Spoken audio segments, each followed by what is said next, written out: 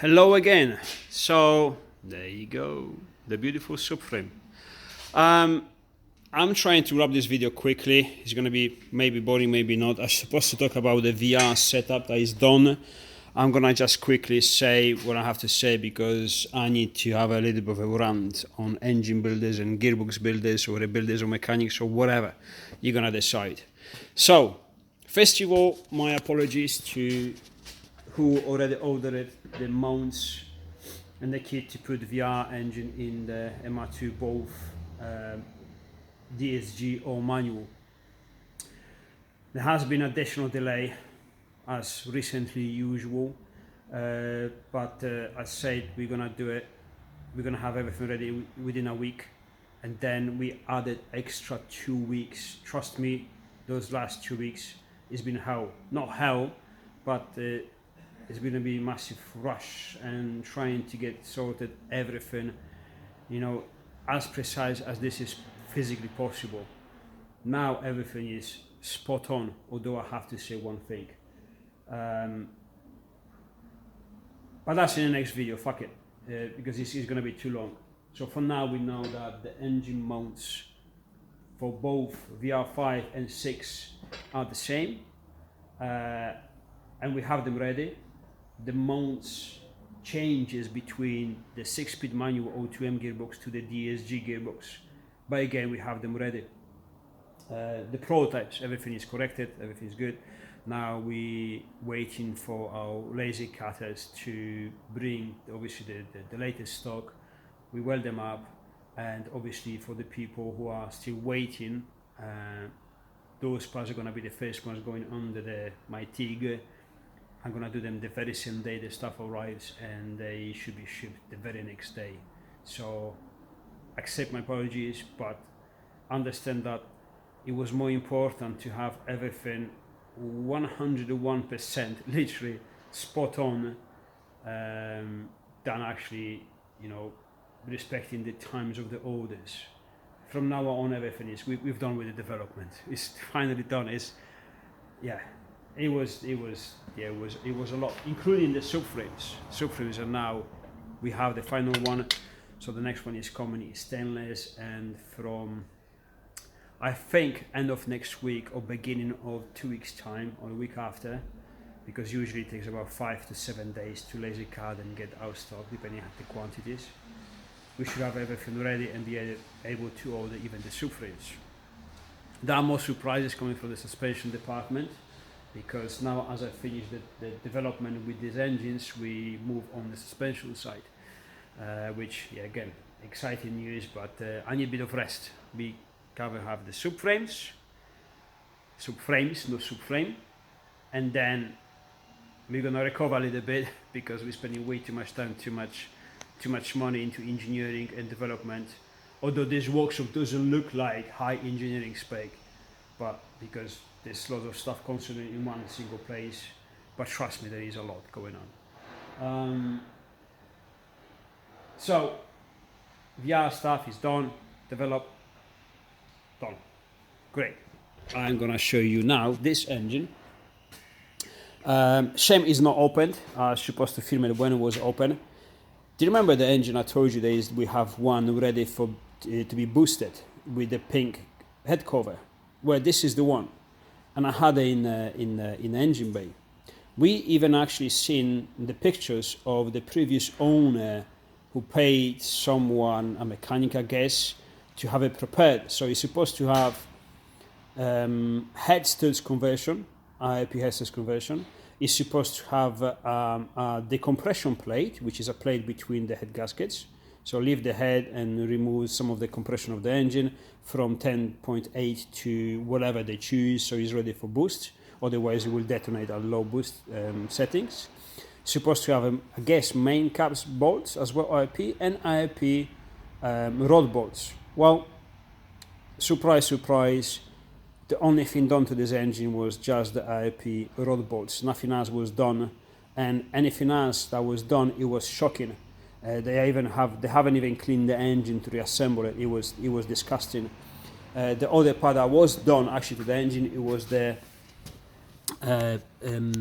plate, the thicker head gasket, which is very thin actually, and surprising. This is probably, don't know, very high compression anyway, but I guess it will suit whatever they wanted to do.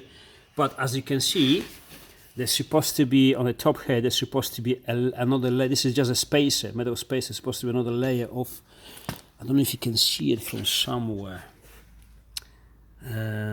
Maybe there on the bottom there, you can see there's another layer of metal which is sealant, and then it interrupts on the corner. It's missing.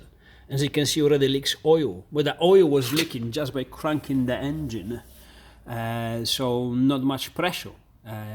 So you can imagine when the oil is thin and hot, and the actual pressure from the working engine, this will be pissing oil all over the gearbox. So this is really disgusting of a work. You know, it's very, very, very bad. That being said, this engine actually haven't even started, and yes, I've checked everything, all the wiring and all the electrics, because as you know, the Frog was working with another engine, which actually was that one. I explain in a second. So all we did is just change the engine, put everything as it was, didn't start. There was fuel, there was spark, everything was good, it didn't start. I didn't diagnose anything, I couldn't be bothered because this was a bad engine anyway. Besides the fact that the valves were sticky, it was still probably on the water. Inside the sump, which is in the middle of this mess, excuse me, but we're building one engine with three, it's full of water. The pump was submerging water. I was like, I'm not having this. This is very, very bad. The problem with the engine that was in the Frog previously, it was a funny one, because this is actually a very low mileage, very, very good condition engine, but unfortunately it wasn't usable. Now I need to interrupt this rant for a second and tell you something that is actually comes from this.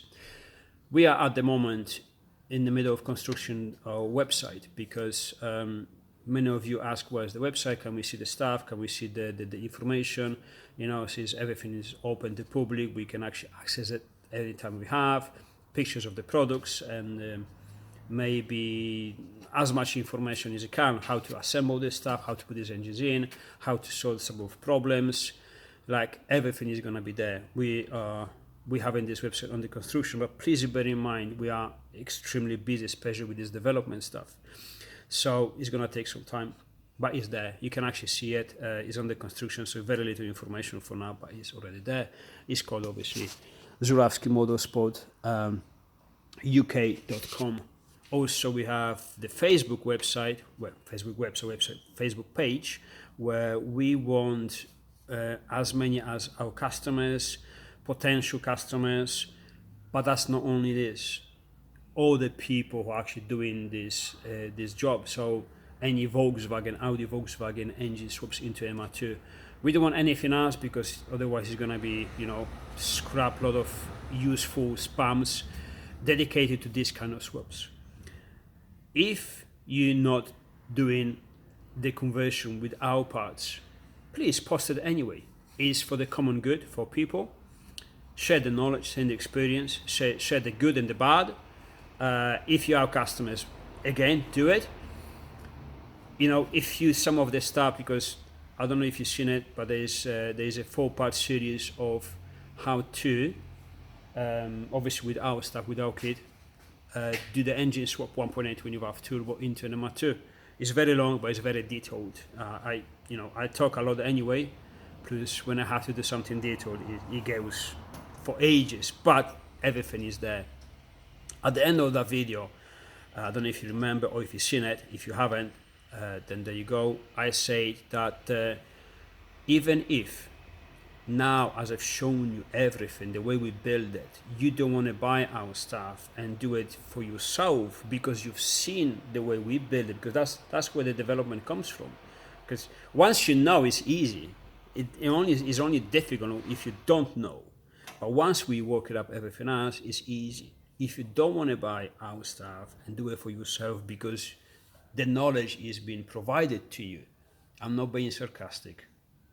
You're more than welcome to do it. I'm not gonna be angry. Just do it. Just do it. I'll be angry with companies sooner or later. Someone's gonna do it, copy our stuff, and try to make us business. But for people who actually don't don't have the money to do it, or they want to save money, or simply they want to try to have a go themselves, by no means, please do it. Information is there for you. We're going to provide more information. You're more than welcome to do it. Post pictures the way you've done it. More than welcome. The way we do our stuff, to some people, it may look expensive. To some people who knows this stuff, it looks actually fairly cheap. And the way we've done it is that if you have to do it yourself, you actually look into it, how to do it yourself, and you see the way we've done it and how much it costs. It doesn't make sense to do it yourself. This is the way we want to conduct this business, because we do this for passion primarily, and then business is just a side effect of this. So we keep playing every day and get kind of paid for it. So this is the goal. Anyways, go on our Facebook page and share your experience, whatever you want to do. If you already done this or whatever, you can for help or some information, please share it. That's why it's there. So it's going to be more information about all of this stuff we got discovering, about 1.8, VRs, and as much information we gathered, because back in the day we used to read this stuff, we used to speak with people with actual experience. Then the internet came along, and that was great because information was available to everyone. Where the side effect of that was that it flooded internet with information, which essentially became a lot of misinformation. And now if you look into the forums for a specific information about something, you most likely come across for the misinformation than the information, or opinions instead of facts, which people actually lately very much mistake. You know, they are two different things. You are entitled to the opinion, you know, facts, they don't matter. To your opinion, they just cold, you know. Fact is a fact. Doesn't matter if you like it or not. So the way we do this stuff is like, if we don't know, we say don't know. If we know, then we post or say the information we know is only by backing up with facts we know personally. For example, I'm doing my convention in the front with the DSG, and partially I'm doing DSG because I want to be able to physically myself have experience with this. The wiring up, the paddle shifting, the ECU, the controllers and everything. Only then I'll be able to actually speak and say. And I'm gonna actually show you something regarding this. Now, back to my rant. Sorry for the long speech. I had to, it's me. The reason I couldn't use this engine that was very low mileage, very good, just put a decompression plate and new bolts and just, you know, prepare it for the boost, is because we found out that there are two different VR5 blocks and they change very little. You see this dowel, this is top of the engine here. This dowel, centering dowel for the gearbox. It could be either in this place or in this place. However, there's on each block, there's only possibility to put it in one position. As you see, this one where it's supposed to be, there's not even enough material, so you can't even drill it and move it if you had some precision machining, which I wouldn't advise anyway. And this block comes from the auto. All the manual ones, they have this dowel here, and the top is actually shaped the same way this is shaped. So if the dowel is on the top, this block is useless to you and to me and anyone who wants to use this engine with a manual gearbox or DSG gearbox. Only with the dowels on the bottom are useful. So this engine was in a very good condition, but the wrong block because it comes from auto. So there you go. Now I used that, then I find out it was crap because you can't trust people. You know, this industry is partially fucked because of some people's dishonesty and lack of professionalism. It really pisses me off. I cannot describe how, you know, it's bad. It's bad for everyone, not just the customers. It's bad for us, who's trying to make obviously this industry to survive and be kind of all right as it used to back in the days. It's very difficult. So that's one fuck up. Again, from people, not from mechanics. It's from people. And then you have someone else saying, oh, these engines are crap, my friends had one, nothing but problems. Well, most of these problems do not come from the mechanics themselves, but mechanics as the mechanical parts engines, but people who work on them or claim to be professionals. It's very bad. Now, Like I said, the only reason I'm going DSG because I want to know this stuff. So I actually sacrificed, kind of to say it. We didn't knew my gearbox, my DSG, where it came from. So I had no idea if it was good or not. So I said, okay, you know what? I'm gonna open up. I'm gonna get it out and learn from this stuff, from the roots inside, from the mechanical side inside the gearbox. I want to see the gears. I want to see the way it works, the way they constructed, and then we go towards the electrics, electronics, softwares, ECUs, etc., etc. So this for me is a learning curve, and all the information we're going to put it there. But I want to show you something else. This gearbox is actually not good. This wasn't, I think it was trying to be repaired at some point. I don't know if it was working since then or not, but it's not good. So let's start with see how the DSG works. As you can see, it has 4 shafts. So DSG always has at least one gear engaged, actually 2 gears engaged, but it engages them and disengages with the clutches. The clutch pack is something like this. Is actually the clutch pack. Sorry, I'm gonna hold the phone in one hand. So if you take the clutch cover off, you can see there is a clutch pack inside there, like on the motorcycles. Motorcycles, they have a clutch dip in the oil. This is exactly the same. So you have the external clutch and the internal clutch pack, and you can move them now because it's half engaged, whatever. So, and these have different shafts. Obviously, one shaft, this small one, this one, engages on this. Is it? I can't even remember. Yes, this one engages. So this cover engages, which is here, from there, and the other one engages on this. Now these 2 shafts, as you can see, you can spin them independently. Yeah. So depending on which clutch pack engages, you have one set of gears or the second set of gears engaged. So you can have first and second always pre-engaged, and then one clutch grabs, for example, this one, don't even know which one, and you have the first one. When you change the gears, it disengages this and engages this, which is already engaged as a mechanically gears. So that's why they change so instantaneously. This is very clever. I like it. Construction wise, this looks quite, obviously it's not because it's more gears, but it looks like O2M gearbox. It's very well made, you know. I like it. The quality and everything is well made. I liked even the differential. It's quite biffy. It's quite good. I mean, this is my hand. I mean, I've been doing this job for a long time, so I'm not a big dude, but my hands are not small by no means. So this is quite a big differential. I like it. The only problem is, I think the LSDs or limited slip dips, I think the Tolsons, they are about 17 or 1300 pounds, quite expensive. I'm pretty sure in time they're gonna make it slightly cheaper on the stuff, but in meantime we have a good old welder, and that's is gonna stop from spinning one wheel only. Anyways, that's good. That's we've done it. On the other side, when you have mechatronics, whatever they call it, sorry, is from this side. So everything is actually controlled by this, all the hydraulics and all the stuff. That's I think that's the pump pickup and sort of this stuff. So this stuff here, this part, this is a board. This looks like normal automatic gearbox. You know, this connects with your body, with your ECU, and the TCU, which is the it's all here. This is your TCU inside. Let's put it on the side. This is the stuff is crap anyway.